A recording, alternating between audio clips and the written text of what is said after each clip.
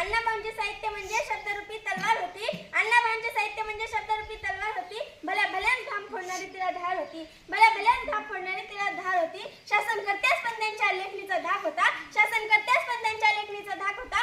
असा आमचा नेता लाखात नाही तर करोडोत एक होता. असा आमचा नेता लाखात नाही तर करोडोत एक होता.